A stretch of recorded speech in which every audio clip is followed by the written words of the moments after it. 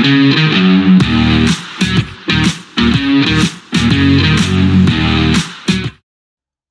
welcome back to the SuperCoach Nuff channel, and in this video we're going to look at NBA SuperCoach. So all the basketball fans out there are absolutely cheering.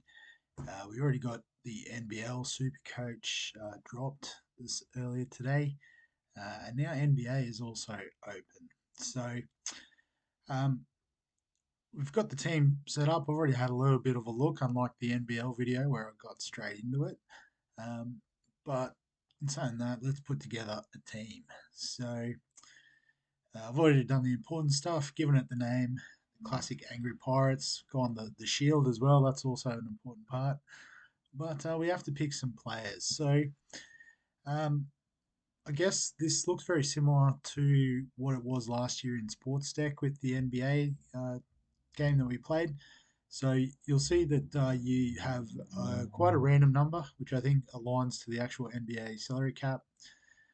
But you get a squad of 15 players. So you get, yeah, is it 15? I thought it should be 16. How does that work? Oh, because there's only two centers. Yeah, sorry. So yeah, so you get 2 point guards on field, one on the bench, two shooting guards, one on the bench, two small forwards, one on the bench, two power forwards, one on the bench, one center, one on the bench, and then a flex. So that's your squad of 15 players. And so I guess from what I learned last year, there is a sort of order of priority when it comes to the positions. So I guess maybe it's a bit tough to sort of suggest, but center's probably the number one position, although you will notice quite a lot of them cross over into the power forward position as well. But you'll notice that the far and away number one scoring player in the game is Nikola Jokic from the Denver Nuggets. So I think he is one we've got to lock away straight away. So after center, probably as we said, the power forward is the next best spot. You can see quite a few guys averaging above 30 last year. So we'll throw Giannis in there. After that, probably point guard is the next one. So you've got SGA and Doncic both averaging over 30. For this draft, I think we can squeeze SGA in. And then the shooting guards and small forwards, as you can see, Bron got to just 30. A couple of the guys in the high 20s. And then shooting guard, the highest was Cade Cunningham with the 28.6. So, I guess if you try to sort of look at loading up on those positions, and I sort of worked it out a bit late last year, being the first year I played the NBA stuff, but I did end up loading up at center, power forward, and then sort of, I guess, had SGA in there at point guard, and then just tried to fill the other positions as best we could. So I guess picking up on that trend a bit quicker, hopefully we can build it up a bit quicker.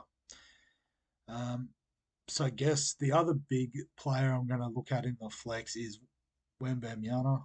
I can't even say it. Big Victor.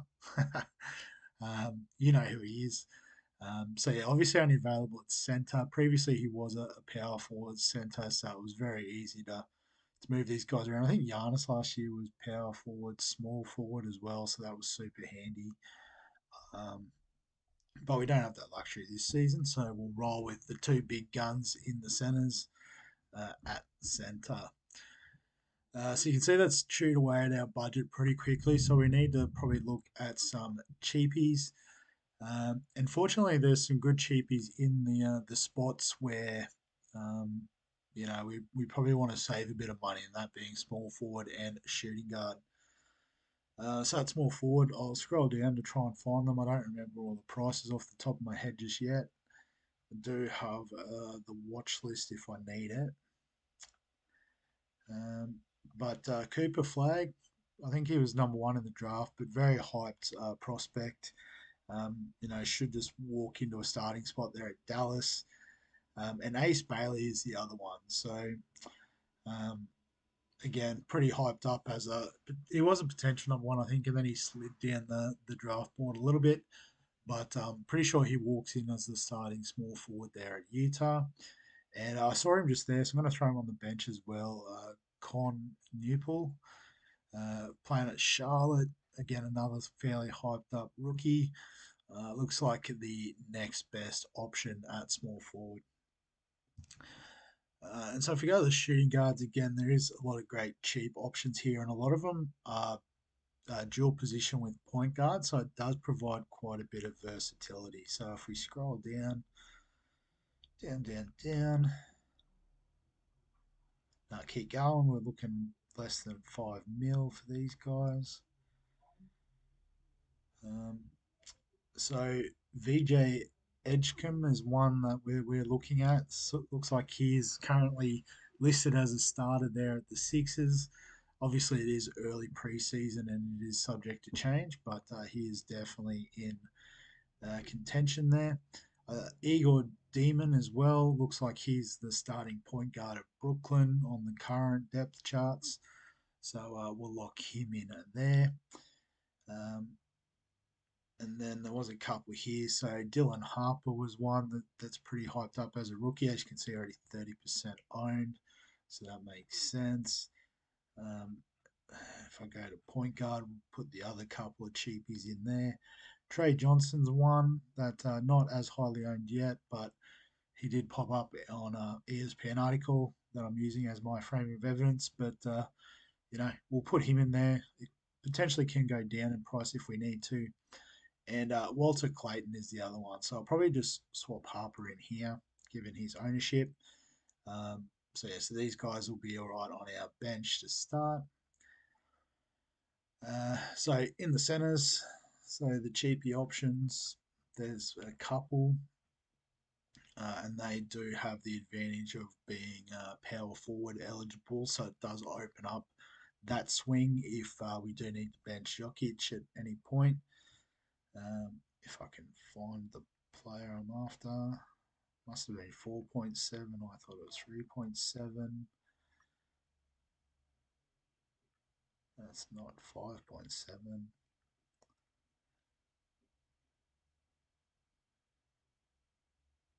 Just keep going. 3.5. There you go. Absolute bargain for Jalen Williams. So might not necessarily be the starter there, but should get some minutes and at essentially bottom dollar, which is what he is. I think he's a useful one for the bench.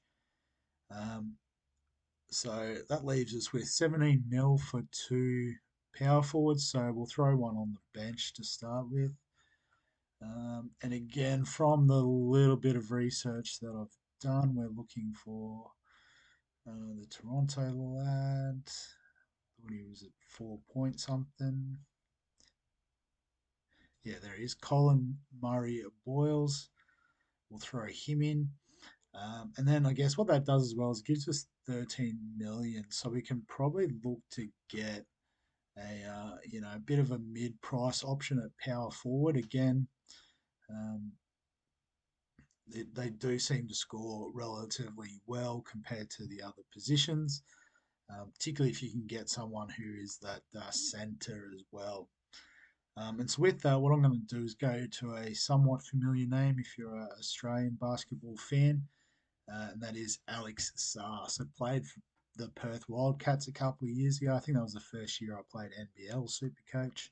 I had him. He made the move over there last year, and sort of was a bit of a slow burn, but currently projected to be the starting centre there at Washington. So we can put him in the starting team. So gives us a bit of money to upgrade a cheapie if we need to.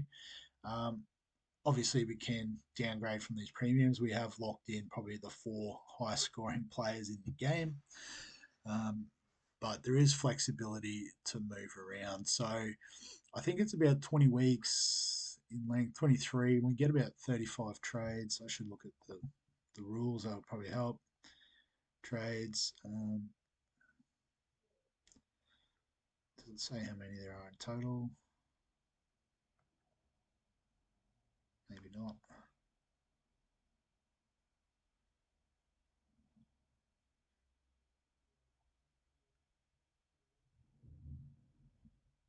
I don't know Where do we find the total number of trades? Thought it would be here.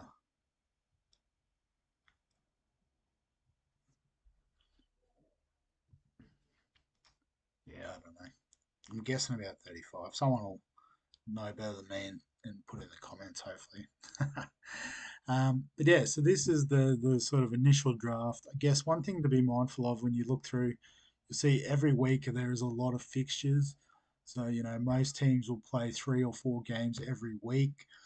And so part of I guess, the tactics, particularly with these higher priced players, um, is if you can catch one of them on a good run where they've got a couple of 4 game weeks back to back, you probably want to target them, as obviously 30 times 4 is a lot greater than 35 times 3, for example. So, um, it's just having those positions in place. So, like I said, we've got 4 and one sort of mid price option. With a bit of luck, we might be able to stretch that out to 5. Although I can't see us trading out Jokic, he's just so dominant. Um, these other guys we could probably downgrade if there's a team with a better fixture for a couple of rounds. Try and generate those points. The cheapies, you just roll with them until they've made their cash, and then you flip them.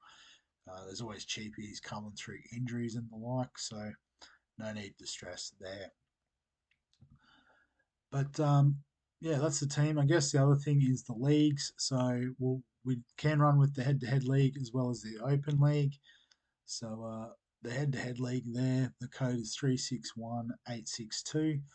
And the open league is 794,349. So we'll see how we go. We may need a second head-to-head league based on the numbers for the other sports. But again, we'll just see how many people are keen on the new SuperCoach format. But I'll put the links for those in the description below this video.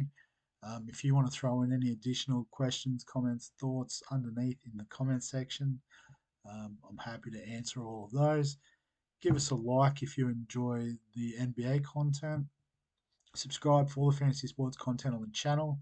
And other than that, we'll catch you in the next one.